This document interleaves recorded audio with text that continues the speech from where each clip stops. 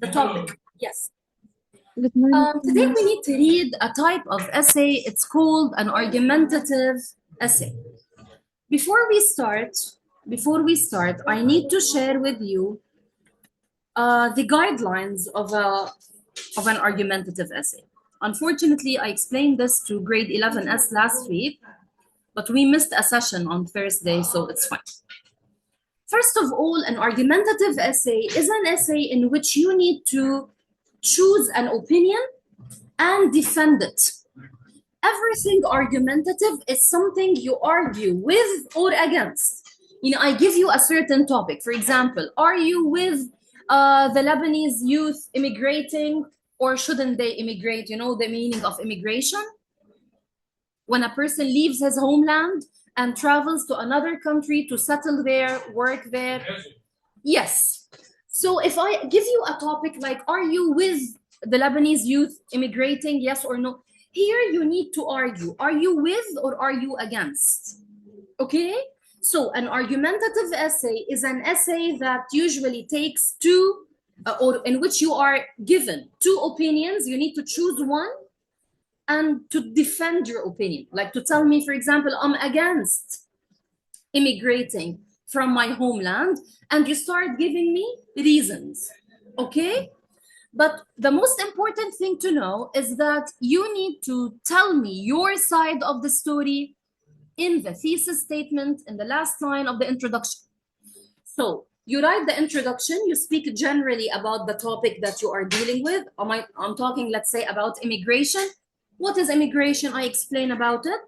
And in the thesis statement, which is the last line in the introduction, I clearly state if I'm with or against. Okay? Also, we need to know that in the body paragraphs, I need to give reasons why I'm with or why I'm against. Okay? I give the first reason plus an example. In the second body paragraph, I give another reason, and I might give a short anecdote, maybe a short story to support my reason as well. But what's new, and you should know, in the argumentative essay is what we call the counter argument and the refutation. What do we mean by the counter argument? I'm going to send you this material. No need to write anything. The counter argument and refutation, both of them are included in the last body paragraph, yani the last paragraph before the conclusion. In this paragraph, what should I say? I should tell the reader that there are other people who have a different position, a different opinion other than my own. Yani, let's say I'm against immigration. I need to mention in this paragraph that critics of this proposal, الناس اللي بتنتقد رأيي, they believe that it's very important to immigrate because other countries give you better chances, higher salaries, better education, more human rights.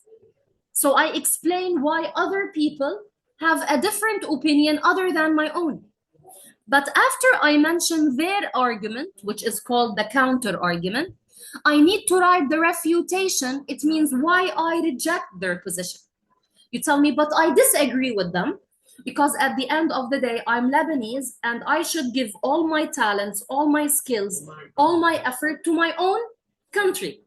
So what did we do here? We mentioned other people's opinion, but I refuted it. It means I tried to tell the reader why I don't adopt it. Okay? And of course, in the end, you write your own conclusion where you restate your opinion. Okay? And you might give me advice, you might give any suggestion, any future prediction. You might ask open-ended questions, open a new horizon like you do in Arabic. Okay? Let's check out the first example for today, the first article. Let me go to the second one here.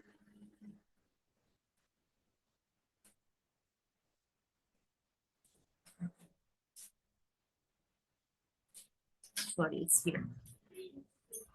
Okay. The topic is it glorious to die for your country?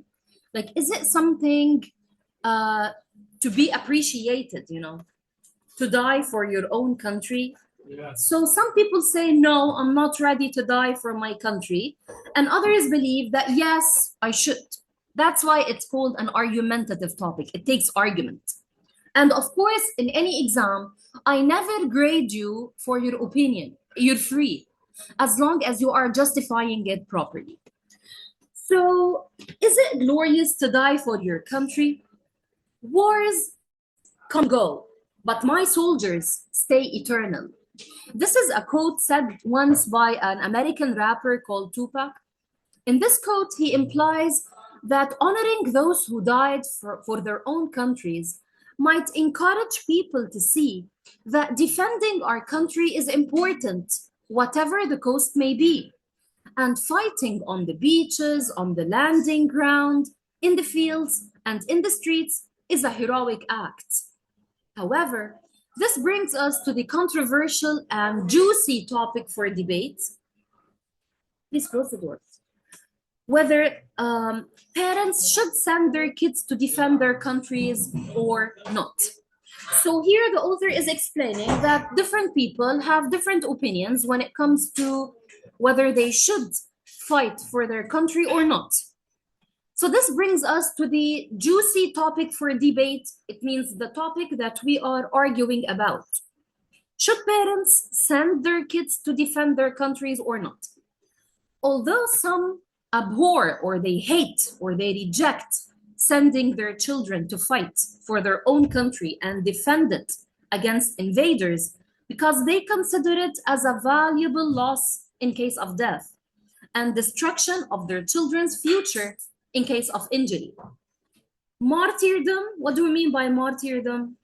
Who are the martyrs? Shahada. So martyrdom is to die for your country, for the sake of the prevalence of one's country. It's the greatest act of valor, being a main shield that holds back all types of greed. Look at the author's opinion. This is the thesis statement, He's saying that fighting or dying for your own country is the greatest act of heroism and sacrifice. Why? Because if you do this, you'll be holding back all types of greed. You are fighting other countries who are greedy. They want to take your own land and they want to rape your country and steal its culture, along with preventing conquerors from performing ruthless and non-merciful actions against your people. So if I fight for my country, I'll be protecting it. I'll be preventing conquerors to perform violent actions against our people, and we are also protecting our culture. Okay? So now, after the author clearly stated his opinion, so is he with or against dying for his country? He's with. Let's see. My personal opinion. Let's talk about my personal opinion in the end. I don't want you to waste. Every loyal person to his land will be with.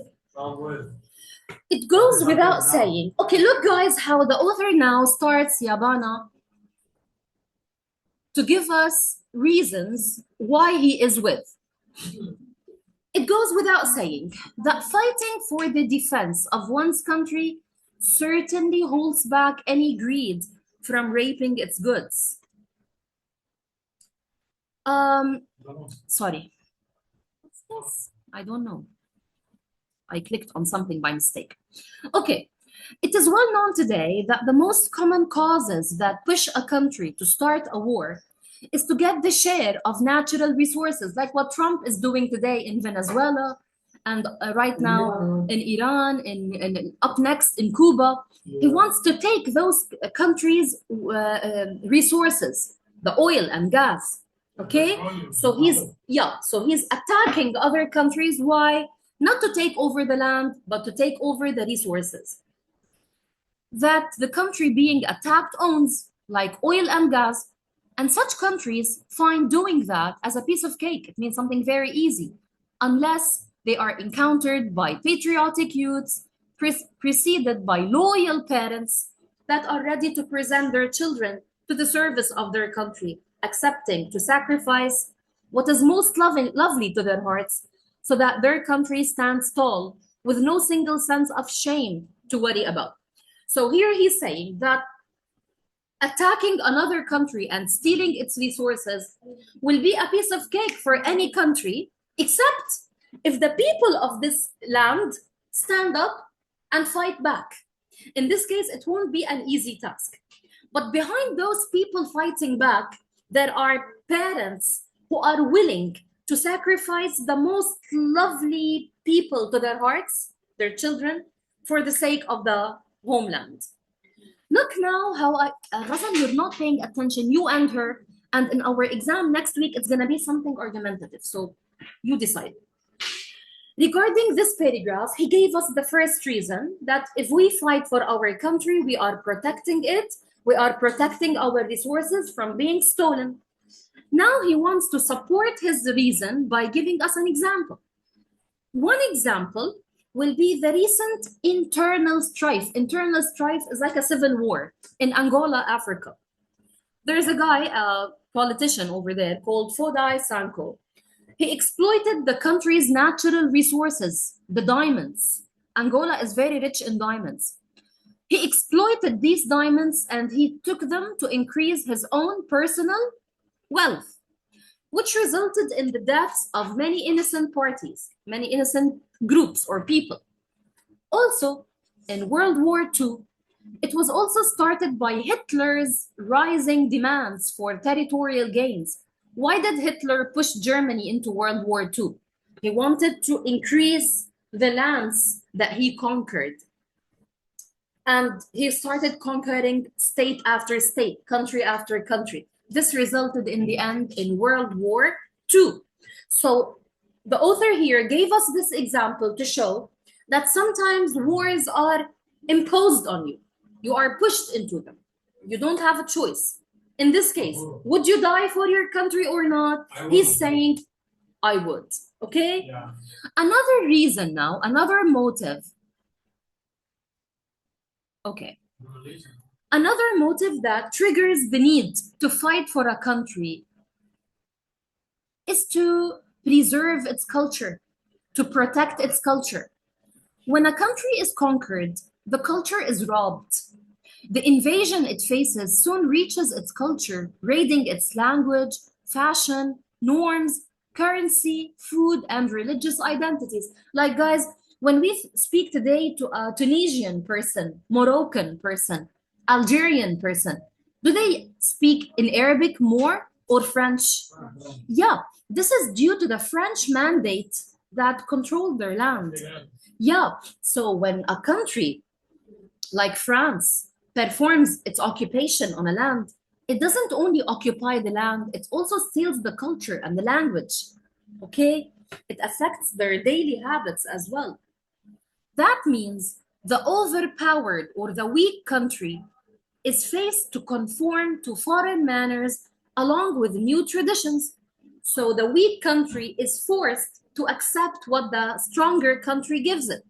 Its currency, its language, its traditions, its culture, everything, even its religion. Okay?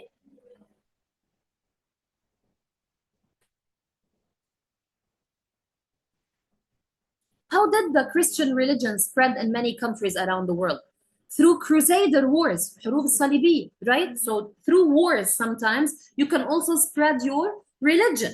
So war includes everything.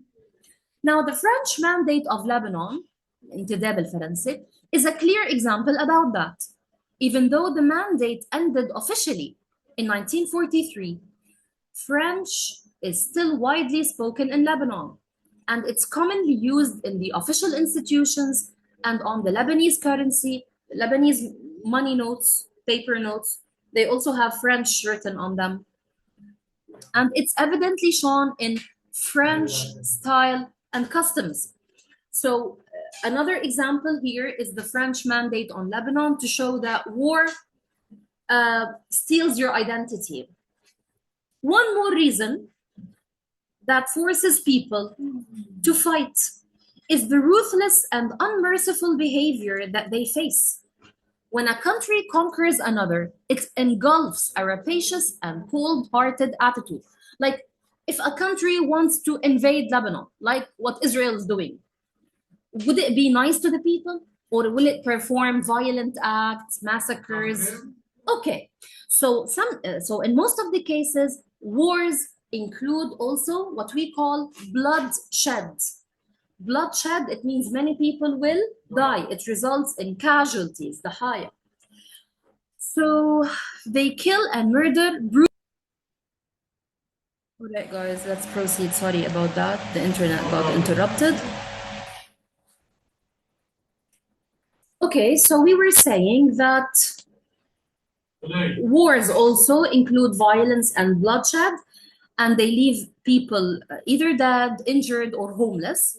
But this excludes the freedom grenade. You know what's a grenade? The bomb. The grenade is a bomb. So here, this is a metaphor that shows that the people, once they get abused and killed and massacred, they will explode. And this explosion is called the freedom grenade. They will start fighting for their freedom that emits smoke of martyrdom and anxiety to liberty. They start striving towards liberty or freedom, and thus doing anything and presenting anything so their country forever stays. Today, a live example on what was previously observed and discussed is Palestine, and more specifically Gaza, where a daily death toll reaching 20 to 30 persons, including all people, infants, newborns, and this massacre yet continues to grow. This article was published before the final war on Gaza. So since that time, Gaza was being victimized, and today things got extremely worse. Now, guys, I want you to open your eyes and ears perfectly well, because this is the last body paragraph. Jana and Noor, please feel free to ask me in case you have any question regarding this type of writing. Argumentative essays are a part of your exam next week. So please, I want you to fully focus and ask me in case you have any inquiries. Look now how I need to mention the counter argument, which is the opinion that is different from my own. In this article, what is the author's opinion? Is he with or against fighting? He's with. No, he's with sending his children to war.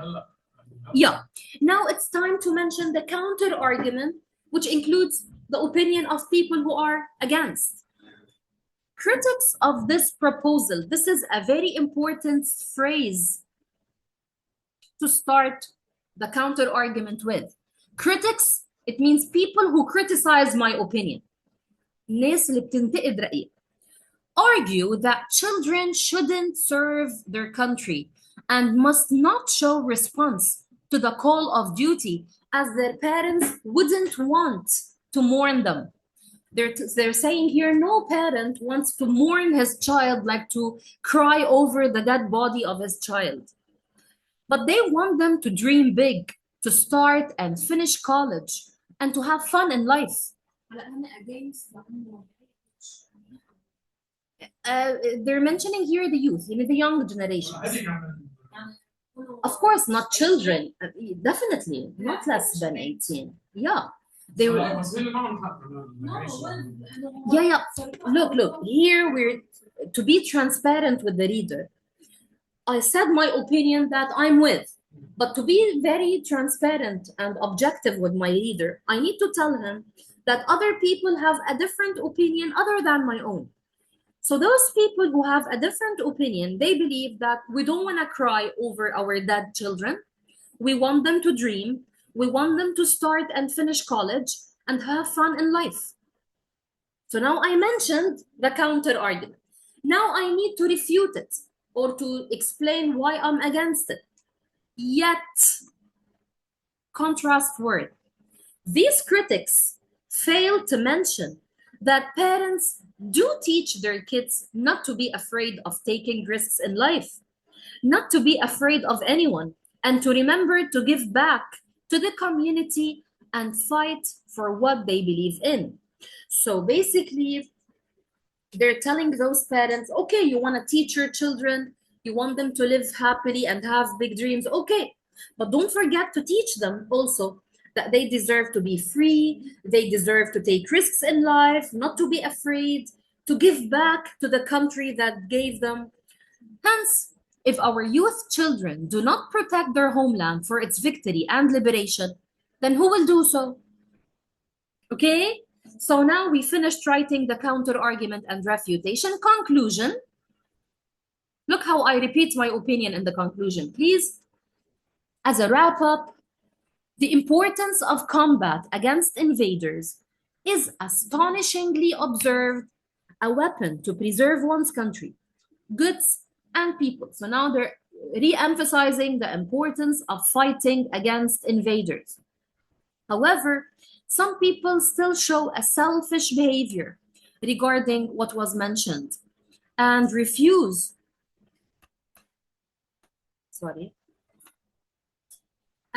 sending their children to battlefields and war fronts.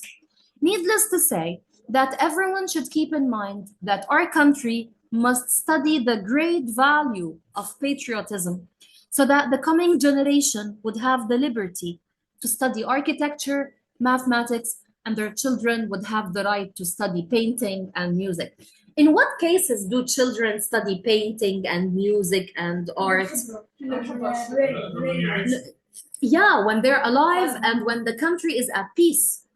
Imagine you are composing music when bombs are outside your house or drawing.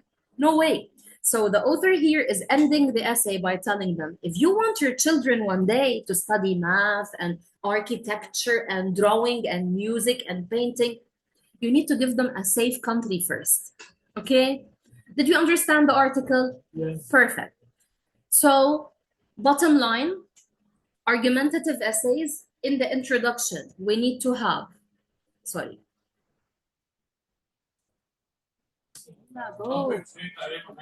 No. The topic of the exam is not related to this, but we are covering this essay to know the form. Okay. هيدا الارticle, it's miserable. I need the second one. Okay. No worries. Let me check it. Okay. Okay. So, quick reminder. Introduction. In the thesis statement of the introduction, you make sure the thesis tells your position or your opinion in the last sentence. Also, the body paragraph starts by giving us the reason why you are with or against, and support through examples, through anecdotes, whatever you want. Usually we give 2 reasons. Body paragraph 1, reason 1. Body paragraph 2, reason 2. Body paragraph 3 بتكون the counter argument and refutation. And then the conclusion. Yes. That's it, guys. By the way, I'm going to post another sample, another argumentative sample. Also check it out. But again, I repeat, those samples that I'm posting are not to be memorized. Your English exam is next Wednesday. Yeah. Okay. Thank you so much, guys. Have a good day.